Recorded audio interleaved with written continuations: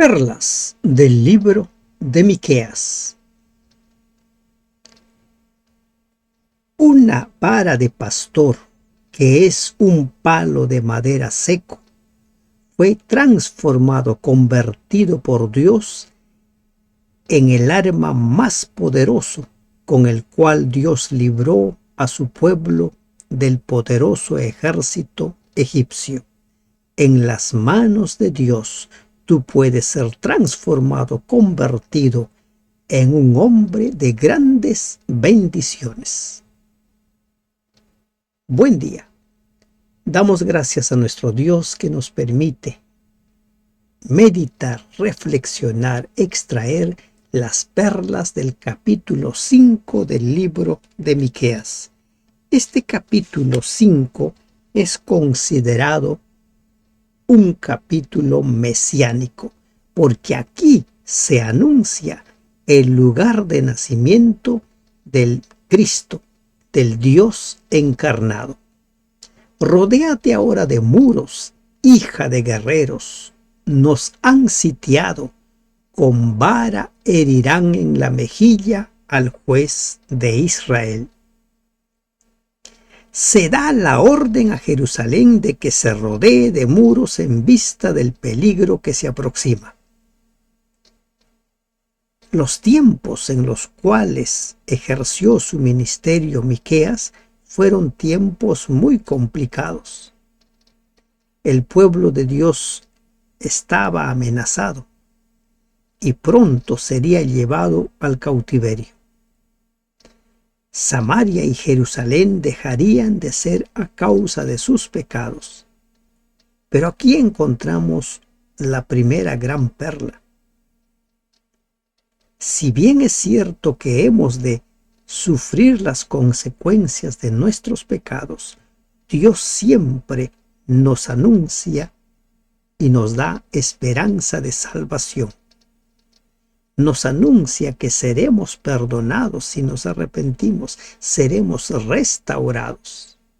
Con vara herirán en la mejilla del juez de Israel. Uno de los mayores insultos, agravios, era el herir con vara la mejilla de una persona. Y en este caso, la mejilla de un juez. Este versículo, este pasaje, es la profecía. Es una profecía mesiánica y predice cómo iban a tratar al Mesías, al Cristo. Cómo es que sus enemigos lo iban a tratar. Con vara. Fue abofeteado, fue golpeado. Y Jesús mismo, en más de una ocasión, cuando anunció su muerte, mencionó cómo sería tratado. Golpeado, escupido. Una serie de vejaciones al cual fue sometido Cristo, el Dios encarnado. Y en esas circunstancias en las cuales el futuro era oscuro, sombrío, se venía la destrucción de Samaria y de Jerusalén, en esas circunstancias Dios anuncia: pero tú, Belén Efrata, pequeña para estar entre las familias de Judá, de ti me saldrá el que será Señor en Israel, y sus salidas son desde el principio, desde los días de la eternidad. Tú, Belén Efrata, eres solo una pequeña aldea entre todo el pueblo de Judá. No obstante, de ti saldrá un gobernante para Israel, cuyos orígenes vienen desde la eternidad. ¿Puede caber en la mente de alguna persona que este versículo no está dirigido al Cristo, al Mesías? Sus orígenes vienen desde la eternidad. Aquí se está anunciando el nacimiento y poder del Mesías. ¿Dónde sería su origen? ¿Dónde nacería? En Belén. Tenemos aquí varias perlas. 1. ¿Qué era Belén? Una ciudad pequeñita, pequeña. Pero Dios la transformaría en la gran ciudad de Belén, el lugar donde nació el Dios encarnado. Así como esa vara que tenía Moisés en su mano, porque era una vara de pastor, fue transformado, convertido en un instrumento de salvación, de liberación. De la misma manera Dios puede hacer de cada uno de nosotros, sin importar la condición en la cual nos encontremos, en instrumentos de liberación del pecado, en instrumentos de salvación. Y en situaciones críticas, en situaciones sombrías, Dios siempre nos deja una luz de esperanza. Pero tú, Belén Efrata, de ti va a salir. ¿Y quién iba a salir? El que sería Señor en Israel. Se vienen tiempos difíciles, van a ser destruidos, pero van a ser restaurados. En los momentos más difíciles, Dios siempre nos deja, nos da esperanza. Dios siempre nos anuncia que va a haber liberación. Pero los dejará hasta el tiempo que dé a luz la que ha de dar a luz, y el resto de sus hermanos se volverá con los hijos de Israel. Algunos comentadores creen que en este versículo hay una referencia a los sufrimientos y las aflicciones por los que pasaría Israel hasta su liberación del cautiverio. En otras palabras, que Dios los dejaría hasta aquel tiempo. Otros ven una referencia al nacimiento del Mesías. Y esto tiene colación con el pasaje anterior. Se anuncia dónde nacería. Pero ellos esperarían hasta el nacimiento, hasta que se dé ese nacimiento. Y ese nacimiento, esa fecha estaba determinada. Según Gálatas 4:4, sí, ese nacimiento estaba establecido, porque el apóstol Pablo dice que, pero cuando vino el cumplimiento del tiempo, Dios envió a su Hijo nacido de mujer y nacido bajo la ley. Dios había establecido el lugar donde nacería Jesús y había establecido el tiempo en que nacería. Dios ha establecido que Jesús va a venir por segunda vez, pero también se ha establecido el tiempo en el cual va a venir. Jesús lo dijo bien claro. Nadie lo sabe, pero el Padre, Él lo sabe. Dios lo sabe. Todo está establecido. Y como ya hemos visto hasta aquí, lo revelado es para nosotros.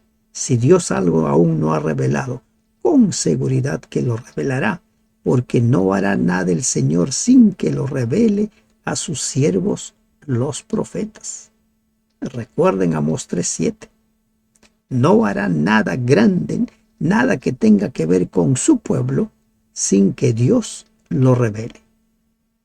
Y él estará y apacentará con poder de Jehová, con grandeza del nombre de Jehová su Dios, y morarán seguros, porque ahora será engrandecido hasta los fines de la tierra.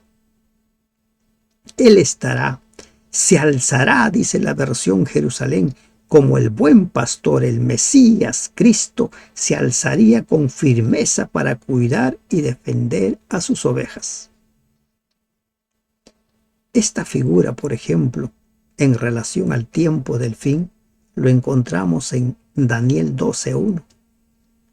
En aquel gran día, en el tiempo de angustia cual nunca fue, Miguel peleará en favor de su pueblo. Y este anuncio también lo encontramos en el anuncio que Jesús hizo cuando estuvo ya aquí en la tierra. Dijo, mi paz los doy, pero mi paz no es como el mundo les da. Bajo el manto de Dios, bajo la protección de Dios, podemos estar seguros y Dios puede engrandecernos. Cuando el apóstol Pablo habla de sí mismo en Primera de Corintios capítulo 15, él dice que el Señor hizo de él un apóstol aún sin merecerlo. aún sin merecerlo. Es lo que dice en Primera de Corintios capítulo 15, dice: porque yo soy el más pequeño de los apóstoles, que no soy digno de ser llamado apóstol, porque perseguía la iglesia de Dios. Pero por la gracia de Dios soy lo que soy, y su gracia no ha sido en vano para conmigo. Antes he trabajado más que todos ellos, pero no yo, sino la gracia de Dios conmigo. Antes he trabajado, dice el apóstol Pablo, pero no yo, sino ¿quién? La gracia de Dios, el Espíritu Santo. Dios puede hacer de nosotros instrumentos de bien, instrumentos de bendición. No sé cómo te consideres tú. Si te consideres una persona de valor o te consideras una persona que no tiene valor. Recuerda, Dios puede convertirte a ti, transformarte en alguien sumamente valioso. Solo tienes que ponerte en sus manos. Y Él estará y apacentará con poder de Jehová. Tú eres parte de su rebaño. Deja que Él te apaciente. Y este será nuestra paz.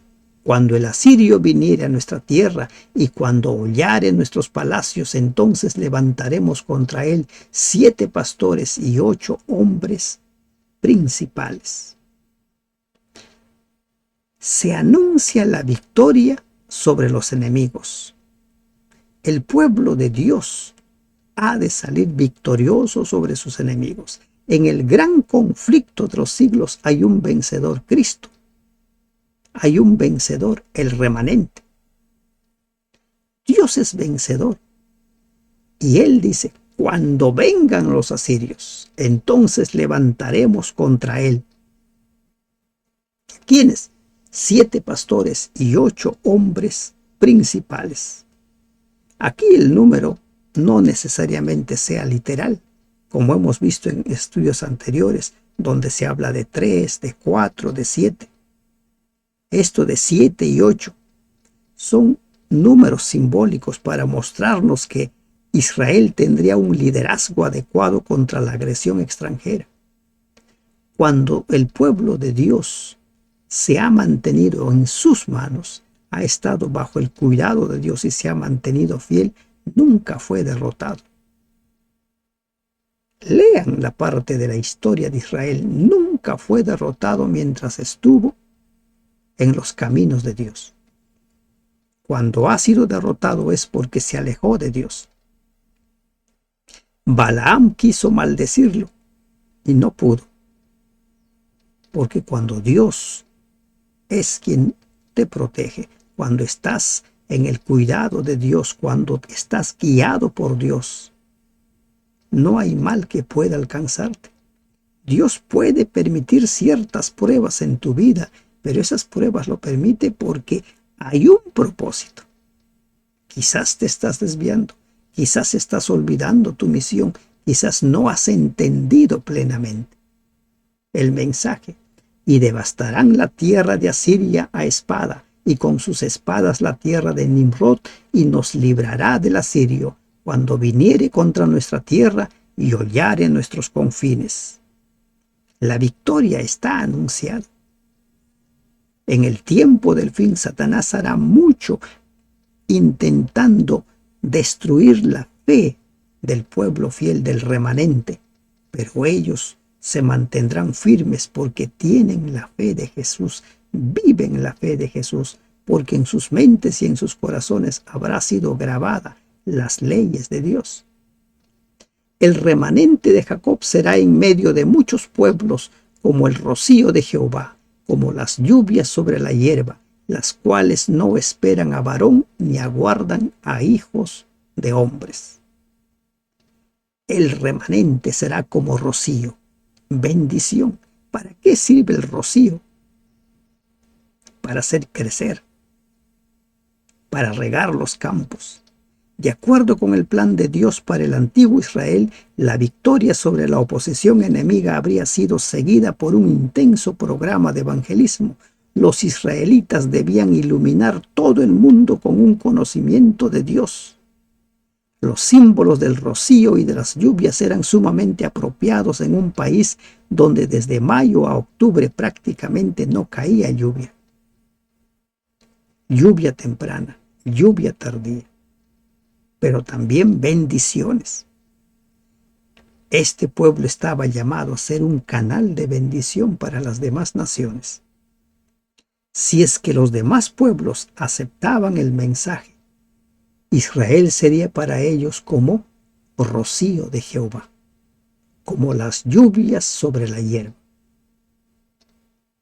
Pero también, si lo rechazaban, dice asimismo, el remanente de Jacob será entre las naciones, en medio de muchos pueblos, como el león entre las bestias de la selva, como el cachorro del león entre las manadas de las ovejas, el cual si pasare y hollare y arrebatare, no hay quien escape.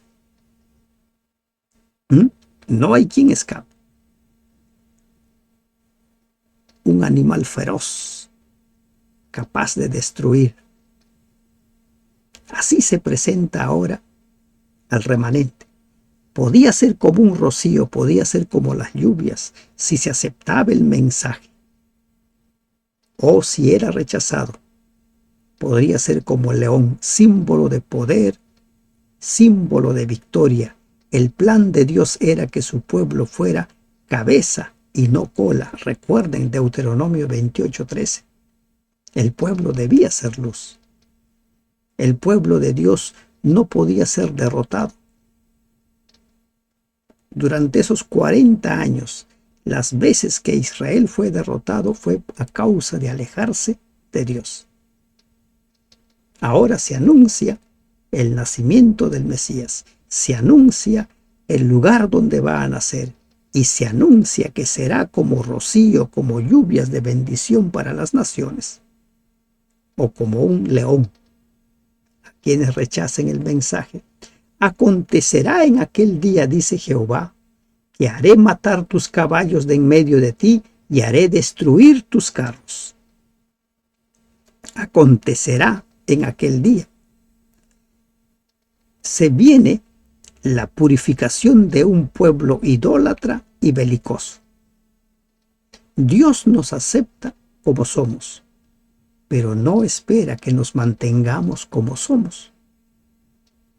Su gracia es tal que nos acepta tal cual somos, como hizo con Israel. Lo sacó de la esclavitud de Egipto, pero allí al pie del Sinaí les dio sus leyes para enseñarles cómo debían vivir. Haré también destruir las ciudades de tu tierra y arruinaré todas tus fortalezas. En estos versículos 10 y 11 se describe la eliminación de los recursos bélicos en que había confiado Israel. Cuando deberían haber dependido de Jehová, estaba prohibida la multiplicación de caballos. Eso está desde los tiempos de Moisés, Deuteronomio 17:16. El pueblo de Dios tiene que confiar en el poder de Dios, en el poder de su Dios, no en el poder de caballos, ni de armas, ni de ningún otro medio, mucho menos de naciones paganas, como lamentablemente hizo Israel.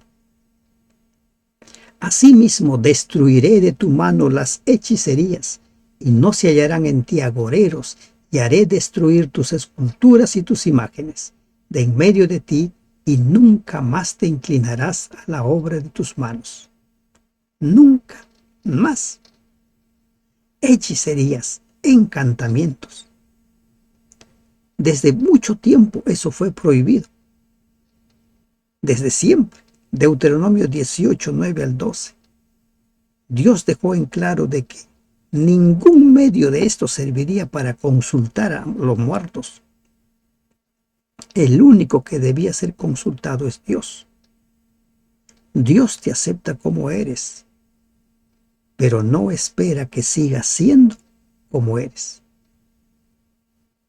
La gracia de Dios transforma las vidas. No más hechicerías, no más agoreros, no más esculturas, no más idolatría. Así de claro. no más. Cambios, transformación en la vida de la persona. Arrancaré tus imágenes de acera de en medio de ti y destruiré tus ciudades. Y con ira y con furor haré venganza en las naciones que no obedecieron. Si el justo con dificultad se salva, ¿en dónde aparecerá el impío y el pecador? Dice Primera de Pedro 4:18. Con furor haré venganza. Dios nos invita continuamente, nos llama constantemente. Pero si rechazamos al final, ya sabemos nosotros cuál es el destino final de los pecadores.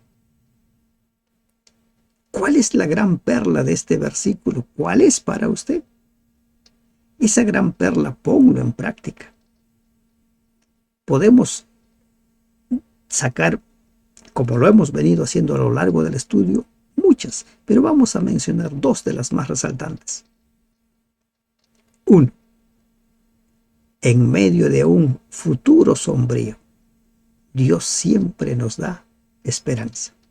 Dios siempre nos da esa luz de esperanza. Vamos a pasar las tribulaciones, vamos a pasar las pruebas. Se venía la destrucción de Samaria y Jerusalén, pero se anuncia el nacimiento del Mesías, del Cristo. Belén sería el lugar. Tu futuro es sombrío, ponte en las manos de Dios. Él va a hacer tu paz, Él va a hacer tu fortaleza y Él puede hacer de ti un instrumento para hacer grandes maravillas en la vida de los demás como en tu propia vida. Si te pones en las manos de Dios, puedes tú ser un canal de bendición, puedes ser rocío y lluvia para todos los que te rodean. Que Dios te bendiga. Amén.